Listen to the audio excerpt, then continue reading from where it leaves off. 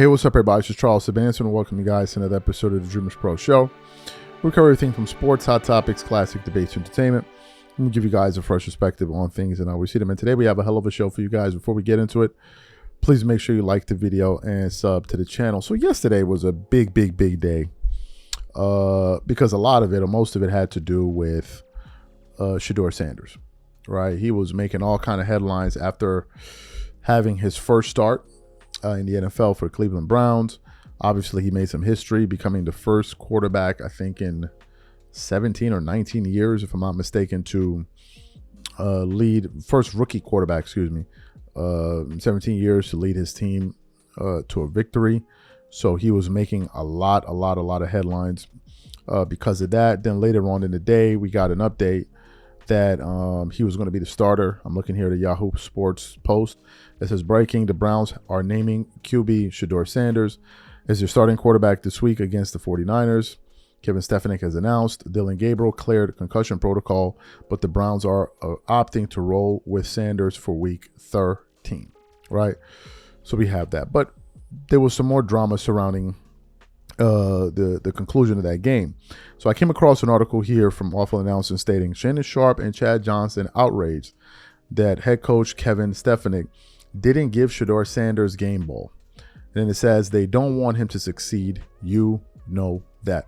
So what we want to do is we want to play the sound from what these guys had to say on Nightcap yesterday, because they were pretty fired up about it. And I'm going to come back and continue on the show. Take a listen to what these guys had to say yesterday.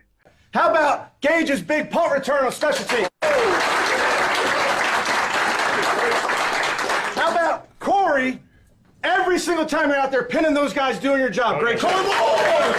How about that big play by Sam at the end? IB, huge play. Q, huge play. Harold making a big play. And then another rookie making his first start. Nice job, Shedeur. Well done.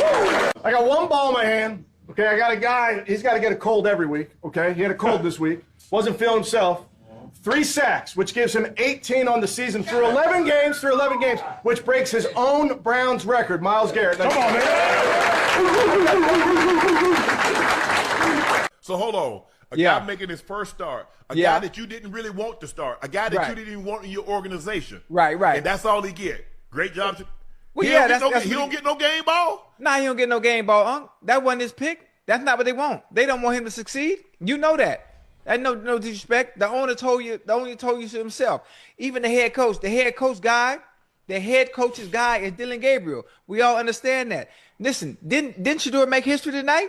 Yes. First Browns quarterback as a rookie to start and win after what? Since what? 17. I mean, you got to think about it, Ocho. They've had 42 starting quarterbacks since 1999. Right. No quarterback making his first start. Yeah. The last 17 have said we didn't get it. They didn't get it done. Yeah.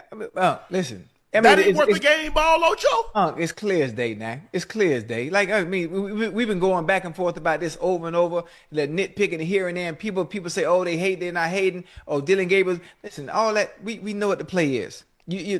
The writing is on the wall. It's always been on the wall. When the owner came out and said what he said about this not being my pick, this is brother Drew Berry, right? Is that how you say his name? Andrew Berry. Andrew Berry, excuse me. Andrew Berry, it was his pick. It was his idea. I mean, we know what it is. You know, the odds are stacked against you. When the opportunity presents itself, he has to go out there and do what he did. I don't get it, Ocho. Sometimes you gotta, like Coach used to tell him, sometimes I gotta fool him. Sometimes you gotta lie to your team. Yeah. Even if you don't like Shedeur, even if you want Dillon Gabriel, you won't commit. I get all that, and I get the semantics. I get the scheme of it, Ocho. Right. I want them to prepare for both, knowing damn well Dillon Gabriel ain't gonna see that field anytime soon. I get all of that. Right. But this notion that this thing is even close, this notion that this was just a whole hum performance. Right. The guy got no snaps with the guys that he played with today until Wednesday of last week. Yeah. And he does that on the road in a hostile environment. And all you got for him is that. Excellent.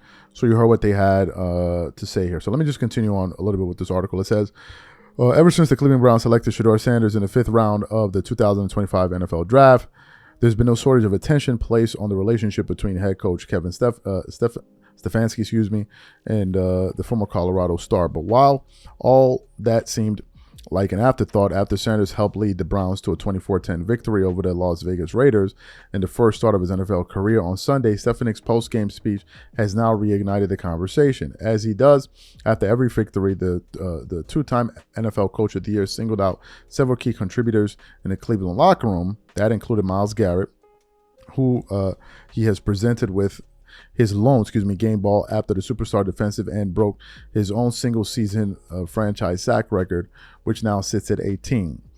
That's not to say that Stefanski completely ignored his rookie quarterback's contribution. He said, another rookie, his first start, nice job, Shedeur, well done, he said, pointing to the reigning Big 12 Offensive Player of the Year. And then the article goes on to say a few other things there. So what are my thoughts about this? Well, look. Shedeur, it really looks like he's picked up a lot of supporters along the way, given how things went with him during the NFL draft, right? When he was going into the draft, we thought that this guy was going to be selected quickly. That's what we thought. And then when he kept on, going unselected round after round after round, a lot of people started to raise the alarm bells or whatever it is, sound the alarms.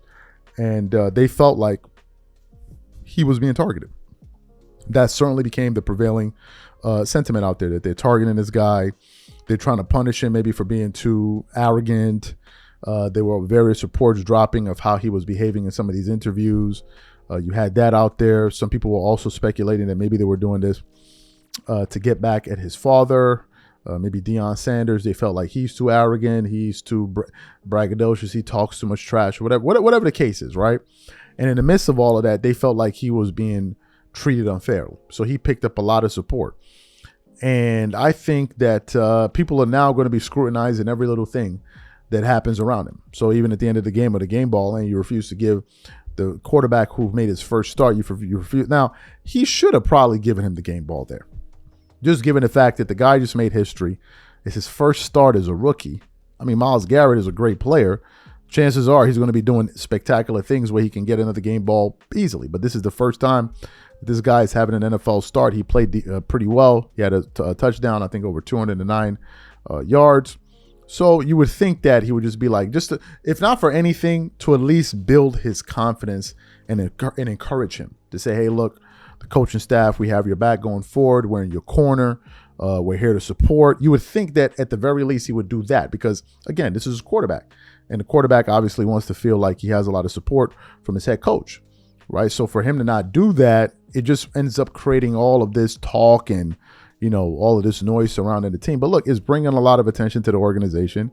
Shedeur Sanders is extremely popular, right? Very, very popular. He was a number one trending story yesterday, in news. In sports news. The number one. I don't know who was discussed more than he was yesterday. And this is from a rookie quarterback, right? So I guess we'll have to see. A lot of people feel like the coach just has it against him. He doesn't like him. I don't know the full backstory about it because I don't really follow the NFL, but it was a big enough story for me to just say, hey, let me talk about this and see what our audience has to say about it. So you guys let me know what you think about what happened there. Do you think the coach should have given him the game ball? What are your thoughts on what Shannon Sharpe and Chad Johnson had to say? Whatever you guys think, please leave your thoughts in the comments, and we catch you guys on the next show tomorrow. Peace.